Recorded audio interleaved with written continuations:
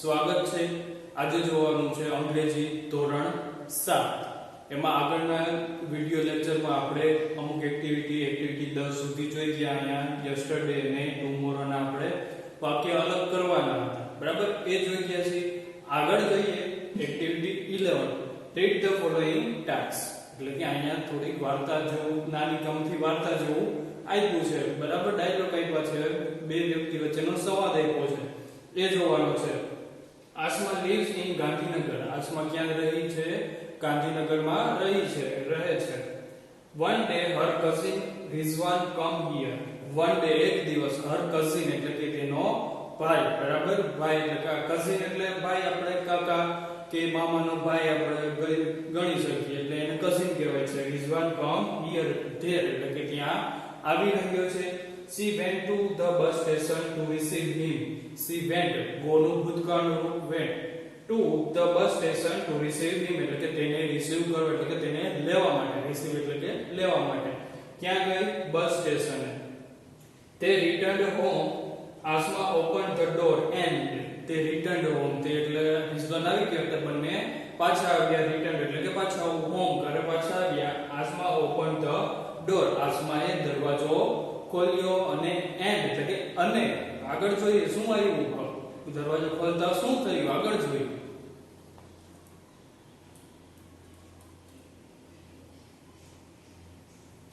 આસમા રિઝવાન આવો આવો welcome. Oh what do I see? Asma કહે છે કે રિઝવાન આવો આવો વેલકમ, કે રિઝવાને કહે છે રિઝવાન આવ આવ વેલકમ એટલે તારું સ્વાગત છે। ઓહ what do I see? ઓહ એટલે કે અરે, what do I see એટલે કે મને આ હું શું જોઈ રહી છું। Rizwan what is this? રિઝવાને પ્રશ્ન કર્યો આ શું છે? in this your house? Asma એટલે કે is this your house? Asma પ્રશ્ન પૂછ્યો કે is this your house? આ તારું ઘર છે Asma? Asma yes unfortunately it is my house। Asma કહે છે કે હા કમનસીબે, unfortunately એટલે કમનસીબ, it is my house કે આ મારું હાઉસ ઘર છે। Rizwan but you can't arrange things like this। but you can't arrange things like this, but એટલે પરંતુ, you can't arrange એટલે ગોઠવવું, things એટલે કે વસ્તુ, like this એટલે કે આ રીતે, કે પરંતુ તું વસ્તુઓ આ રીતે ગોઠવતી નથી। only a monkey can do it એટલે કે એને વિચાર્યો કે only monkey can do એટલે કે વાંદરો જ આવું કરી શકે છે। Asma oh my god। Asma કહે છે હે ભગવાન। the back door was not closed એટલે કે back door એટલે પાછળનો, ઘરનો બીજો દરવાજો પાછળનો હતો, એ was not closed એટલે કે બંધ હતો નહીં। I forgot to close it હું તેને બંધ કરતા ભૂલી ગઈ। Rizwan oh dear look there on the tree। રિઝવાને કીધું અરે પ્રિય look there on the tree એટલે કે તે પેલા સામેના ઝાડવા ઉપર જો।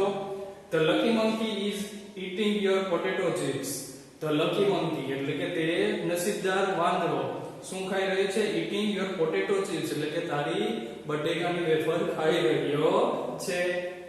Asma those chips were for you। તો આસમાએ જવાબ આપ્યો કે આ chips એટલે કે જે વેફર હતી ઈ were for you એટલે for you એટલે કે તારા માટે હતી। તો વાંદરાની રિઝવાનની વેફર કોણ ખાઈ રહ્યું હતું? વાંદરો ખાઈ રહ્યો હતો। so the monkey is luckier than you। તો કીધું કે so the monkey એટલે કે વાંદરો luckier than you એટલે કે તારાથી પણ વધારે નસીબદાર છે, રિઝવાનથી પણ વધારે નસીબદાર છે કે એ બટેકાની વેફર એને ખાવા મળી। Rizwan okay let's rearrange the room and civilized way। okay let's rearrange એટલે કે ફરીથી ગોઠવો the room in a civilized way એટલે કે વ્યવસ્થિત રીતે।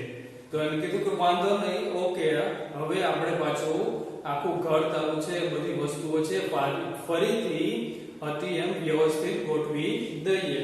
Asma let's do it whoop whoop। આસમાએ કીધું કે ચાલો કરીએ whoop whoop, વાંદરો જેમ whoop whoop બોલે એમ એ whoop whoop બોલી અને આ બધું વસ્તુ ગોઠવવા લાગી। એનું ચિત્ર અહીં આપેલું છે, નીચે જોઈએ ચિત્રમાં કેવી રીતે છે।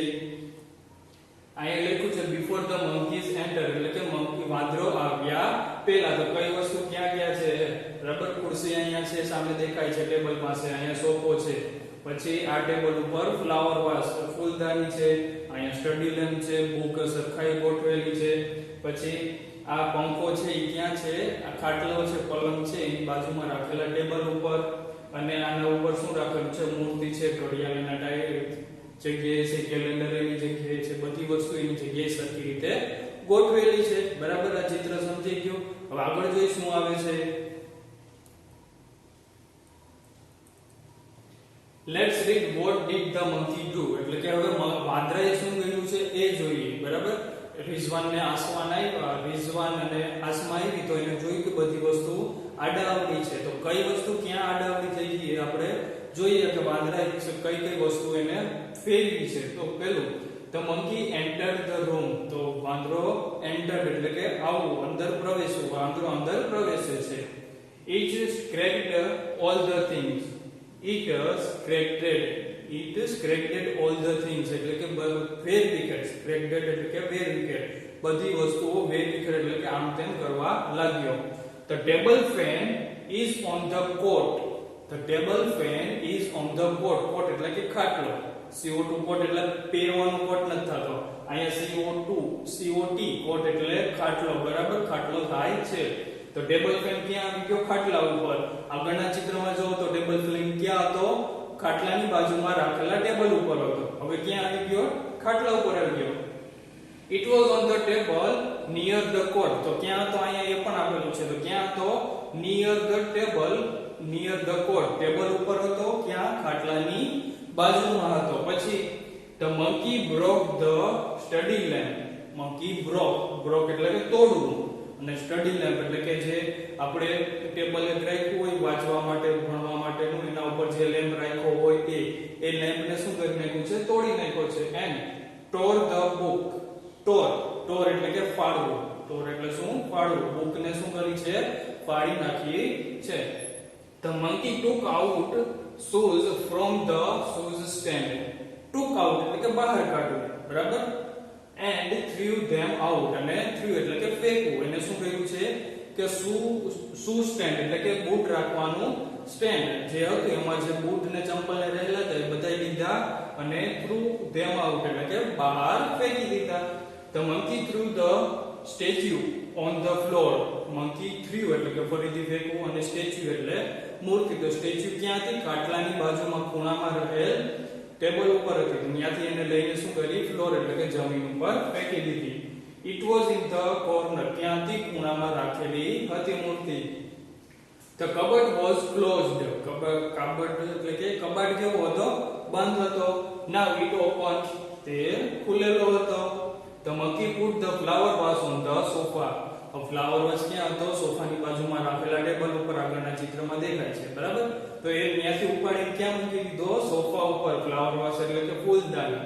ક્યાં મૂકી દીધી સોફા ઉપર મૂકી દીધી it was on the stool તે ત્યાં હતું ટેબલ ઉપર હતું all the chairs were upside down બધી જ ખુરશીઓ જે ખુરશીઓ દેખાય છે ખુરશી કેવી થઈ ગઈ અપસાઇડ ડાઉન એટલે કે ઊંધી થઈ ગઈ છે બરાબર કેવી કરી નાખી છે ઊંધી કરી નાખી છે હવે તમારે ચિત્ર દોરવું હોય તો તમે ચિત્ર આના પરથી દોરી શકો છો અહીંયા વાંદરાએ શું શું કર્યું છે એના આધારે ચિત્ર તમારે દોરવાના છે ખુરશી ઊંધી કરી નાખી એટલે ઊંધી ખુરશી દોરવાની ફ્લાવર વાસને ક્યાં મૂકવાનું છે સોફા ઉપર દોરવાનું છે તો દોરવું હોય તો તમે અહીંયા દોરી શકો છો બરાબર આગળ જોઈએ શું છે આમાં હવે 12મી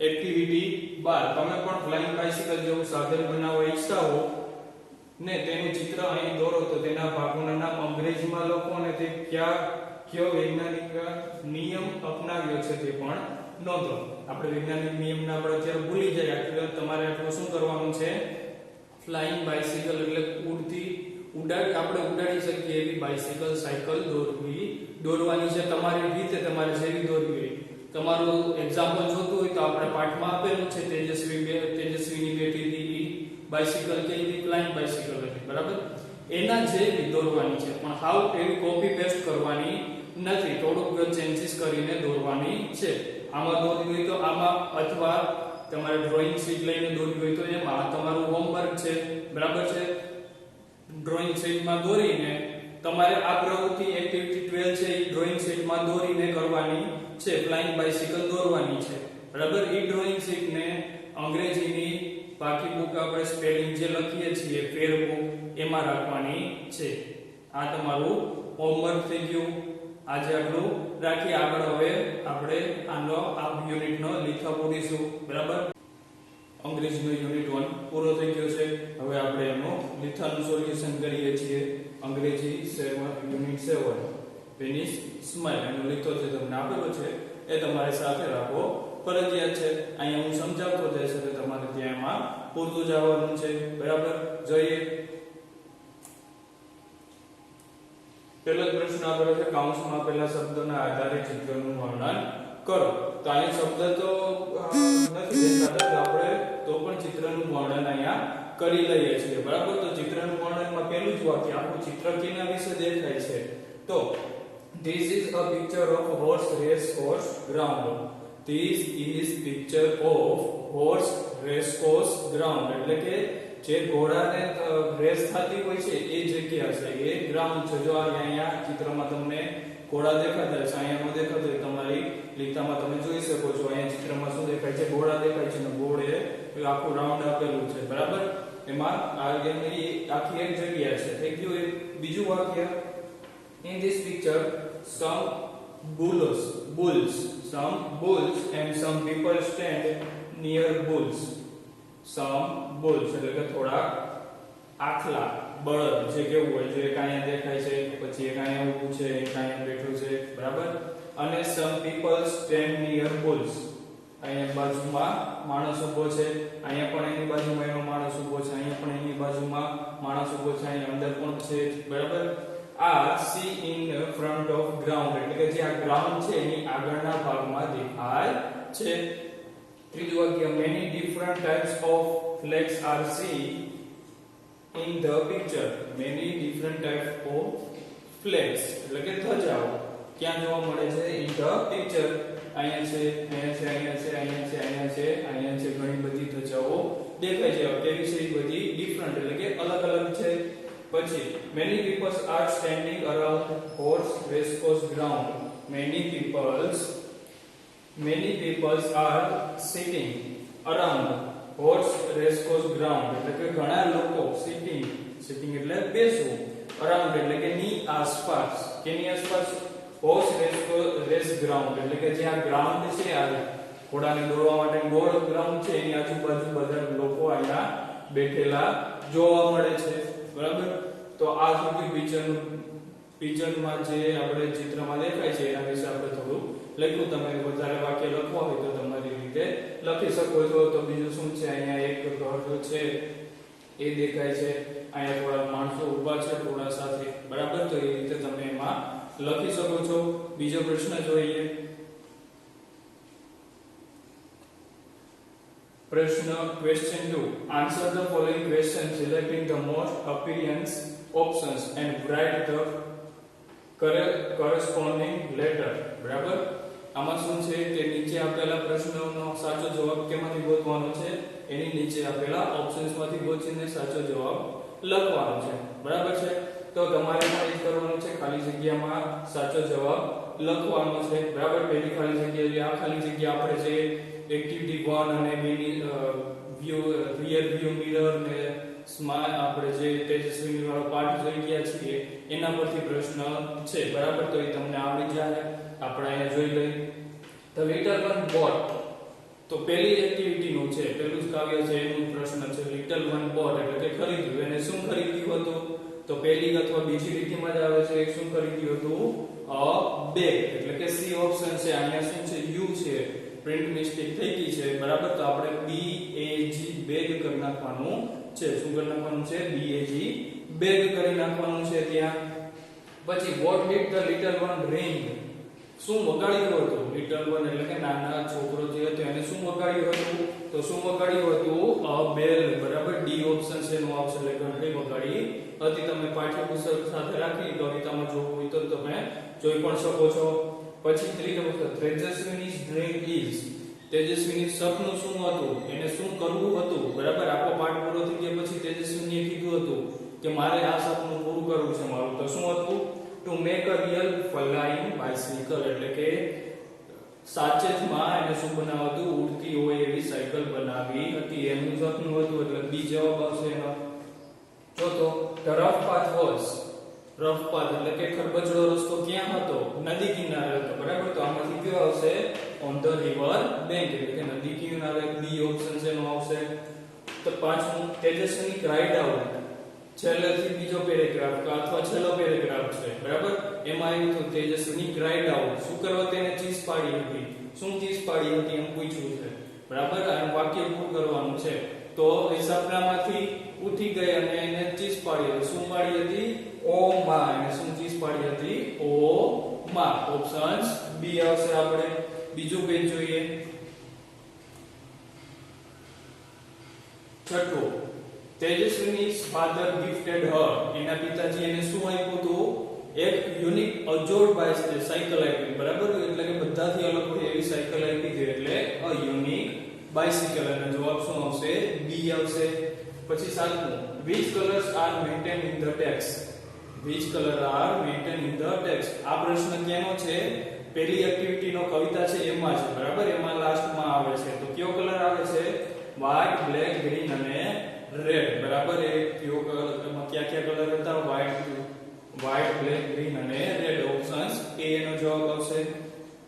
પછી આ પાર્ટ ઉપરથી ખાલી જગ્યા આપેલી, પાર્ટ ઉપરથી નથી, શું છે, fill the blanks using the proper words given in the brackets.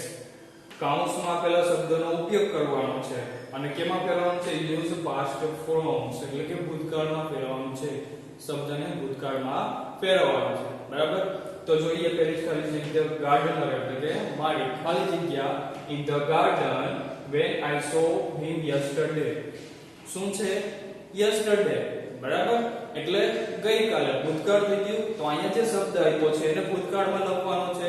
તો અહીંયા લખેલો છે જો WORKED, વર્કડ એટલે કે કરી રહ્યા, કર્યું હતું. તો આનું ગુજરાતી શું થાય છે કે માળી ગઈકાલે ગાર્ડનમાં હતા. ક્યારે જોયું હતું એને, I see him yesterday, મેં એને ગઈકાલે ત્યાં જોયા હતા. બરાબર, મેં તે માળીને ગઈકાલે ગાર્ડનમાં જોયા હતા. થઈ ગયું. બીજું, I ખાલી જગ્યા આન્સર when you came. અહીંયા પણ જો કેમ ભૂતકાળ લખેલું છે, શબ્દ ભૂતકાળ છે ને, કમ નો કેમ થઈ ગયું ને. તો અહીંયા write છે એનું શું કરવાનું, wrote, WROTE. I wrote answer when you came એટલે કે જ્યારે તું આવતો હતો, આવી ગયો હતો ત્યારે હું જવાબ લખી ગયો હતો મારો. બરાબર, while Jignesh ખાલી જગ્યા newspaper his mother.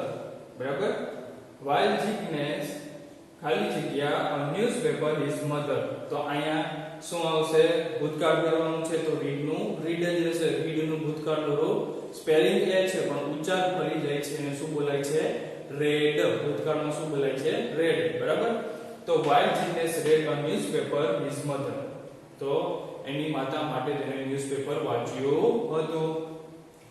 ચોથું, સોનમ ખાલી જગ્યા my pen yesterday એટલે ભૂતકાળ થઈ ગયું. તો અહીંયા લોસ છે એનું શું થઈ જશે, લોસ્ટ, લોસ્ટ થઈ જશે. પછી પાંચમું, લીલાબેન ખાલી જગ્યા a prize લાસ્ટ યર ફરીથી ભૂતકાળ આવી ગયો, ગયા વર્ષે. બરાબર, તો ગેટ નું શું થઈ જશે, ગોટ. બરાબર, ઈલાબેન સોરી નામ છે Ilaben got a prize last year એટલે કે ઈલાબેનને ગયા વર્ષે પ્રાઇઝ એટલે કે ગિફ્ટ મળી હતી.